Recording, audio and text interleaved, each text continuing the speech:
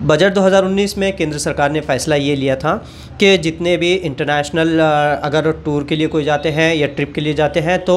2 लाख से ज़्यादा अगर एक्सपेंसेस होता है तो हर भारतीय नागरिक को उसको सबसे पहले ITR यानी इनकम टैक्स रिटर्न फाइल करना होगा। अब हम इसका सबसे ज़्यादा इम्पैक्ट देखा जाए तो हज पर होता है। हज पर इसलिए कि जो हज पिलग्रिमेज के लिए जाते हैं तो भारत से तकरीबन 2019 में 2 लाख के लगभग आज़मीन हज गए थे, जिसमें हज कमेटी ऑफ इंडिया से 1,40,000 और प्राइवेट टूर ऑपरेटर्स के ज़रिए 60,000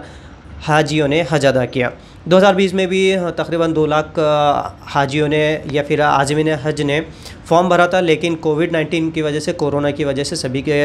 हज कैंसिल हो गए और वहाँ पर लिमिटेड लोगों को ही जाना पड़ा। लेकिन जो हम बात करते हैं 2019 के बजट की बात करते हैं इनकम टैक्स डिपार्टमेंट की, कि 2 लाख से ज़्यादा जहाँ पर एक्सपेंसेस होता है इंटरनेशनल टूर के लिए या ट्रैवलिंग के लिए, तो अब जो अगला हज रहेगा फॉर्म भरना उसका जल्द ही शुरुआत होने वाली है, तो उसका आज़मीन हज पर क्या असर होगा और किस तरह से उन लोगों ने इनकम टैक्स रिटर्न फाइल करना चाहिए। तो मेरे साथ इस वक्त मौजूद है काइजन फाइनेंशियल सर्विसेज के मुस्लिम हनीफ़ साहब। हम रास्त न्यूज़ एक्सप्रेस लाइव के लिए उनसे बात करेंगे।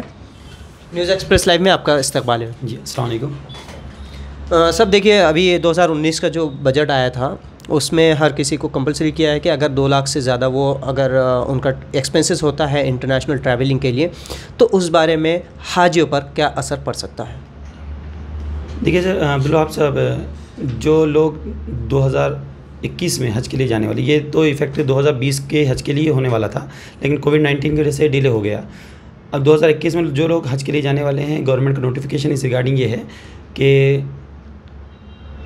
एनी SSC जो भी रेसिडेंट है, भारतीय रेसिडेंट है, अगर वो इनकम टैक्स रिटर्न नहीं भरता है और वो फॉरेन टूर करता है, हाँ, और वो स्पेंड करता है more than 2 lakh rupees foreign trip के ऊपर, तो उसको इनकम टैक्स का रिटर्न भरना कंपलसरी है। Not even foreign trip but also ये देखा जाए कि जो भी बंदा more than 1 lakh rupees electricity bill के अंदर खर्चा करता है साल में, तो उसको भी इनकम टैक्स रिटर्न भरना गवर्नमेंट ने कंपलसरी किया है। ये 2019 के बजट के अंदर फाइनेंशियल जो हमारा बजट आया था उसके अंदर सीतारमन मैडम ने तो इसको अनाउंस किया है। अभी देखना यह है कि इसके अंदर जो हज के लिए जाने वाले हज पिलग्रिम्स हैं उनको इसके ऊपर क्या इफ़ेक्ट पड़ेगा। जी, तो यहाँ पर जो सबसे बड़ा सवाल ये पैदा होता है कि बहुत सी मरतबा आज़मीन हज ये होता है कि किसी को उनके बच्चे बेचते हैं, कोई अपनी प्रॉपर्टी बेच कर जाता है, कोई खेत बेचता है, कोई प्लॉट बेचता है, या कोई एक रिटायर्ड पर्सनल होता है। तो ऐसी सिचुएशन में उन्हें क्या करना चाहिए। अभी इनकम टैक्स रिटर्न के अंदर ये जो क्लेरिफिकेशन है, ये 2000 अक्टूबर 19 को एक मीटिंग है ministry of minorities minister Mukhtar Abbas Naqvi साहब की, कि इसकी क्लेरिफिकेशन अभी आना बाकी हैं। बहुत सारे लोग हैं तो जो पेरेंट्स को फ़ंड देकर या फिर अपनी प्रॉपर्टी सेल आउट करके अपने तो जमा पूंजी के ऊपर इनकम टैक्स बजट के इसमें जाते हैं, फॉरेन टूर पे हज पे जाते हैं, तो इनको जो इनकम टैक्स रिटर्न भरना पड़ेगा उसकी क्या प्रक्रिया रहेगी, क्या उसके अंदर सॉल्यूशंस आएंगे, वो अभी गवर्नमेंट की तरफ से क्लेरिफिकेशन आना बाकी है। तो अभी जिनका इनकम खुद का रहेगा, जो एग्जिस्टिंग रिटर्न होल्डर है, उनको तो तकलीफ़ नहीं आएगी, लेकिन जिन्होंने कभी इनकम टैक्स का रिटर्न नहीं भरा है, जिन्होंने कभी है तो जो बहुत ही बैकवर्ड एरिया से है, जो किसान हैं, बहुत सारा हमारा जो इंडिया है, इंडिया के अंदर एग्रीकल्चरिस्ट बहुत है जो अपनी ज़िंदगी भर की जमा पूंजी जमा करते हैं और ये हज के लिए जाते हैं, तो इनके लिए हमने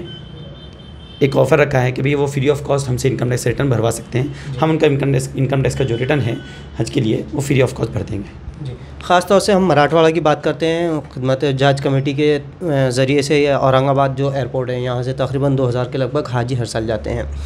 तो अगर ऐसी सिचुएशन आती है कि हर किसी को ITR कंपलसरी करना होता है, भले ही वो मीटिंग में बाद में क्या फ़ैसला होता है वो एक अलग चीज़ है, तो उस जानिब आप क्या मशवरा देंगे कि किस तरह से फाइनेंशियल इस तरह बताना चाहिए ITR में।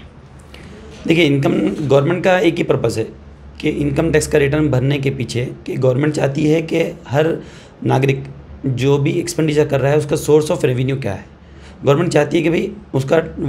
जो टैक्स रेवेन्यू है वो बढ़े। वो टैक्स रेवेन्यू बढ़ाने के लिए गवर्नमेंट को लूप होल्स जो है इकोनॉमी के अंदर, वो लूप होल्स को गवर्नमेंट चाह रही है